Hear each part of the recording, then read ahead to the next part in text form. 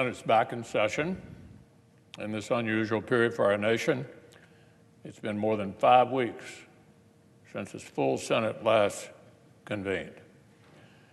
Now, as I explained on March the 25th, right before we passed the CARES Act, 96-0, the Senate has kept right on working this whole time. We monitored the implementation of that bill, the largest rescue package in American history, and strengthened it where necessary. We passed further legislation to provide even more economic assistance, even more support for testing, even more relief for hospitals and healthcare workers. This deadly coronavirus does not take days off, and so the United States Senate has not either. For more than a month, we were among the many Americans who have found creative ways to telework and continue doing our jobs remotely.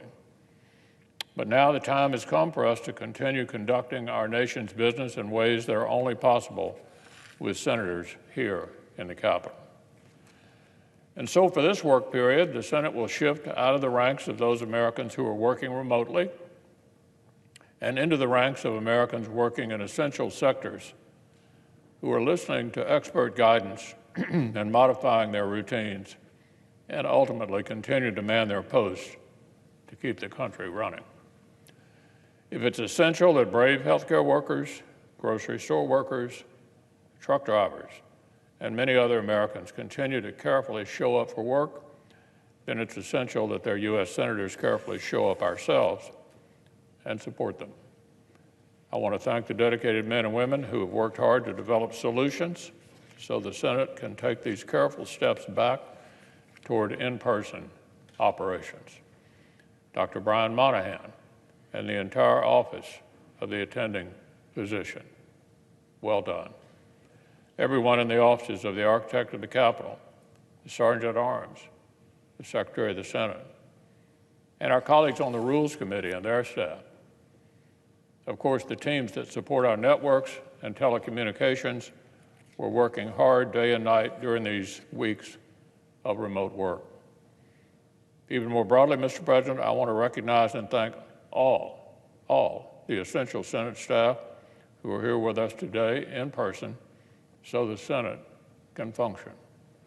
Whether they be staff members in our own offices and committee offices, all the nonpartisan professionals who serve the institution itself. In particular, our facilities employees, custodians, food service staff, and of course the men and women of the Capitol Police. We're grateful for your service, and more importantly, your country is grateful for your service. You are literally helping our government function in the midst of this crisis. The Senate's back in session because we have important work to do for the nation. Critical posts throughout the federal government, from public health to national security and beyond, remain vacant. Qualified nominees who've been held up for too long already have become even more necessary in these uncertain times.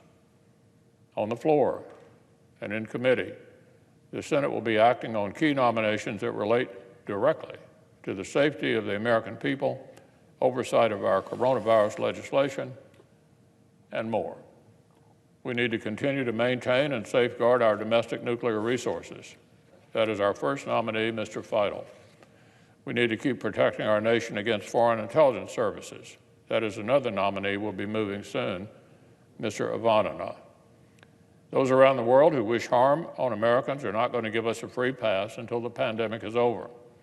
So the Senate needs to overcome obstruction and continue to act.